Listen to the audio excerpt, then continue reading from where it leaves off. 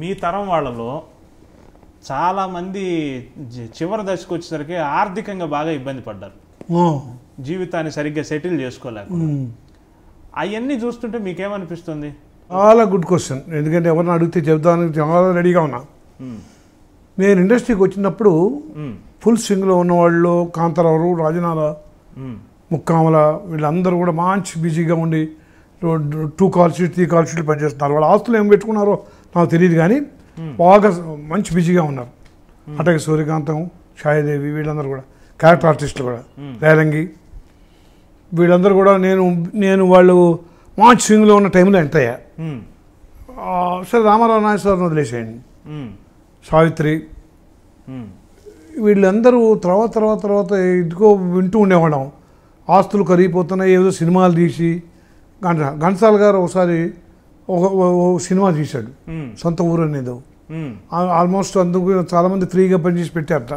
రామారావు గారు కూడా వీళ్ళందరూ వేషాలు వేసి దాంతో సర్వనాశనం అయిపోయింది. దాంట్లో ఆయనకి తాకట్లు పెట్టినప్పుడు చాలా చేతకాక చూసే పిల్లలు, చిన్న పిల్లలు మరి అందరు మిస్యూజ్ చేశారో ఏంటో తెలియదు. దాన్ని ఏదో కాంపెన్సేట్ చేయడానికి ఇంకో సినిమా తీస్తే అది కూడా ఏదో. ఈ కాంతారావు కూడా సినిమాలు తీయటం మొదలెట్టి దీన్ని కూడా కరగటం మొదలెట్టింది. ఎవరు చూసినా ఈ హర్నాథ్ వాళ్ళు అంటే తాగి, రామ్మోహన్ వాళ్ళు తాగి ఈ వైసెస్కి అలవాటు పడి వీళ్ళు దాంట్లో కొంచెం రామకృష్ణ జాగ్రత్త పడుతున్నాడు. సరే ఇండస్ట్రీలో ఇది గ్యారంటీ లేని ప్రొఫెషన్లో వచ్చాము. ఈ గ్యారంటీలో ఉన్న ప్రొఫెషన్ నుంచి నేను గ్యారంటీ లేని ప్రొఫెషన్లో వచ్చా.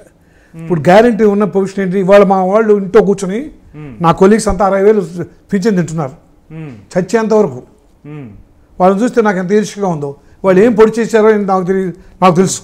ఏం పడవలా ఊరిని ఆఫీసు కూర్చొని కాసేపు కబుర్లు చెప్పి కాఫీలు తాగి సిగరెట్లు తాగి పేపర్లు చూసి 2 సంతకాలు పెట్టేసి అసలు వారానికి 2 రోజులే వెళ్ళి ఈ ఏఈఓస్ మా అయితే ఒకరు జాయింట్ డైరెక్టర్, డిప్యూటీ డైరెక్టర్ అయ్యారు. 2 బ్యాంక్ ఆఫీసర్లు చాలామంది అయ్యారు, చీఫ్ మేనేజర్లు. ఏంట్రా మీరు చేసిందని, అయినా నీ అంత పాపులారిటీ నువ్వు వెళ్తే చంద్రమోహన్ ఫ్రెండ్ అని మేము చెప్పుకుంటున్నాం అని. వాళ్ళు 60,000 ఎందుకు ఇస్తున్నారా మీ గవర్నమెంట్? మీకు ఏం చేశారంటారు మీరు? 30 సంవత్సరాలు వాళ్ళు నీకు మినిమం గ్యారంటీ మంత్లీకి 60,000 ఉంది. మినిమం ఇంటికి 6 రూపాయలు కూడా లేదన్నది నాకు పనిచేస్తే తప్ప. అన్లెస్ నేను జాగ్రత్త పడ్డాను కాబట్టి అది వేరే విషయం. నా సంపాదించి పెడుతుంది కాబట్టి, నేను సంపాదించింది అక్కడ పెట్టాను కాబట్టి అది సంపాదించి పెడుతుంది కాబట్టి గ్యారంటీ కాలర్ ఎత్తి కూర్చున్నా.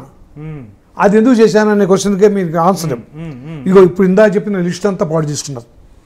ఇండస్ట్రీకి వచ్చి వాళ్ళకి అంత అవకాశం ఇచ్చినా, సువర్ణ అవకాశాలు వాళ్ళు ఇచ్చినా, వీళ్ళ స్వయం కృతాపరాధాలతో తాగి ముందు రేసులు ఆడేవాడు ఒకడు, వండలు పెట్టుకునే వాళ్ళు ఒకడు, సెకండ్ మ్యారేజ్ చేసిన వాళ్ళు ఒకడు, తర్వాతనేమో తాగి సినిమాలు తీసేవాళ్ళు. నాగభూషణం ఎంత పొజిషన్ అండి? నాగభూషణం ఆస్తులని నాకు తెలుసు, ఒక్కట్లేదు. చివరికి ఒక అవుట్ హౌస్లో పెళ్ళంతో అవుట్ హౌస్లో గాంధీనగర్లో, ఇక్కడ హైదరాబాద్లో గాంధీనగర్లో ఉన్నాడు లాస్ట్ స్టేజ్లో. మొత్తం పోగొట్టుకుని వీళ్ళందరికీ మెయిన్ కారణం ఏంటంటే ఆర్టిస్టులకు పిల్లలందరూ వాళ్ళని మంచిగా కార్లలో పంపించేసి గోల్డ్ స్పూన్తో చేయటం వల్ల మొత్తం చెడిపోయారు. అందరూ పండిత పుత్రులే. అందుకని వీళ్ళు పిల్లలు కరెక్ట్గా లేకపోవటం వల్ల కూడా చాలా దెబ్బతిన్నారు. రాజనాల పిల్ల అంతే, హర్నాథ్ పిల్ల అంతే, నాగేశ్వరరావు పిల్ల అంతే. రంగారావు కొడుకు అయితే అసలు ఒకడే కొడుకు, ఎక్కడ పడితే అక్కడ తాగి కింద పడిపోయాడు. 12 ఏళ్ళ నుంచి వాళ్ళ నాన్న వదిలిపెడితే ఆ గ్లాస్ వీడి తాగేసావట. వాడు 14 ఏళ్ళ నుంచి అంకులు మా అమ్మడి పడి 100 రూపాయలు 50 రూపాయలు ఇవ్వడం. వాడు వస్తే డబ్బులు ఇవ్వద్దని చెప్తుంటే వాడు రంగారావు. అలాగే రేలంగి కొడుకు సర్వనాశనం చేశాడు. రేలంగి ఎంత సంపాదించాడు? నాగయ్య గారు సంపాదించిన డబ్బు ఇవ్వలేదు. చివరికి 500కి 250 రూపాయలకి మా పక్కన వేషాలు వేశాడు. వీళ్ళందరిని చూస్తే ముందు మనం లైమ్ లైట్లో ఉన్నప్పుడు మనం సెటిల్ అయిపోవాలి. సెటిల్ అంటే గొప్పగా మనకు వచ్చే అవకాశం, అందరు బిందెలు పట్టిపోతే మనకి చెంబుతో ఉందనుకోండి ఆ సముద్రంలోంచి, మనకి చెంబే దక్కింది. ఆ చెంబుని కూడా ఒలికిపోకుండా చూసుకోవాలి. ఇందులో బంధువులు తినేవాళ్ళు, స్నేహితులు తినేవాళ్ళు, అన్నిటికీ బాధలు ఉంటాయి అనుకోండి. ఆ మినిమం సెక్యూరిటీ రావాలి అని ప్లాన్ చేసాం. ప్లాన్ చేసుకుంటూ వచ్చి ముందు ఇళ్ళు స్థలాలు ఒక్కొక్కటి, తర్వాత వచ్చే ఇన్కమ్ ఏమిటి, బ్యాంకులో పెట్టుకోవడమా లేకపోతే అద్దెలు రావడమా. పైగా మా జనరేషన్లో నాకు జనరేషన్ పాడవకుండా చూసుకోవాలి. లక్కీగా ఏంటంటే నాకు ఎదురు ఆడపిల్లలు, వాళ్ళ సినిమా ఇన్ఫ్లుయెన్సే పండవలేదు. చాలా బాగుంటారు పిల్లలు. చైల్డ్ ఆర్టిస్ట్గా నేను సినిమా షూటింగ్ దగ్గర తీసుకొచ్చేది నా మిస్సెస్. వాళ్ళ పిల్లలు చూడట్లేదు, చాలా చాలా బిజీగా తిరుగుతున్నామండి నేను. పిల్లలు మిస్ అవుతున్నారు ఫాదర్ని అని పొద్దున్న వేస్తే లేచేవాడు కాదు, రాత్రి ఎప్పుడో వచ్చేవాడిని. అందుకని స్కూటీకి దగ్గర తీసుకురామనేవాడిని సరదాగా. అంత లోకలే కదా, నా కారు పంపించి డ్రైవర్ పంపించి పిల్లల్ని తీసుకురామనేవాడిని. నేను గెటప్లో ఉంటే గుర్తుపెట్టేవాడు కాదు, నాన్న అంటే భయపడేవాళ్ళు. ఆ బిగ్గు ఏదో నేను గెటప్లో కనపడేవాడిని కదా. తర్వాత అలవాటు ఆ పెళ్ళి పాప బాగుంది చైల్డ్ ఆర్టిస్ట్గా వాళ్ళ కూతురుగా వేద్దామా వీళ్ళకి ఆ మాట వాళ్ళ దగ్గర అనద్దు. చేయలేదు. భానుమతి గారు అడిగింది, మొన్న సినిమాలకి భానుమతి గారు చేస్తూ చైల్డ్ ఆర్టిస్ట్ కావాలి, చంద్రమోహన్ కూతురు బాగుంది, రెండో అమ్మాయి దానికి బాగుంది, చాలా బాగుంది, దాని చేత వేద్దామని. ఆ టేస్ట్ మనకి దానికి అలవాటు చేసామంటే ఇప్పుడు మళ్ళీ ఎప్పుడు షూటింగ్లు ఎవరు పిలవట్లేదా, ఈ చదువులు అది చూస్తున్నా కదా చైల్డ్ ఆర్టిస్టులు అందరినీ. అట్లా వాళ్ళ మదర్కి ఇష్టం లేదు, నాకు ఇష్టం లేదని. సో ఆ ఇన్ఫ్లుయెన్స్ లేకపోవడం వల్ల నా జనరేషన్ పాడు చేస్తారనే అది రాలేదు నాకు డౌట్.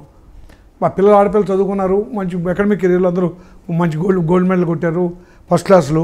వాళ్ళని ఎంతో చదివించాలో చదివించేసి మంచి మ్యాచ్లు చూసి మ్యారేజ్ చేశారు. అందువల్ల నాకు ఇక్కడ ఇందా చెప్పిన లిస్ట్ అంతా పిల్లలు పాడు చేయటం అనుభవపడ్డా, దానివల్ల జాగ్రత్త పడ్డాం.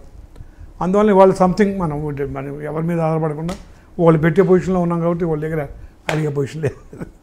నమస్కారం, నేను జములని, మీ అభిమాన నటిని.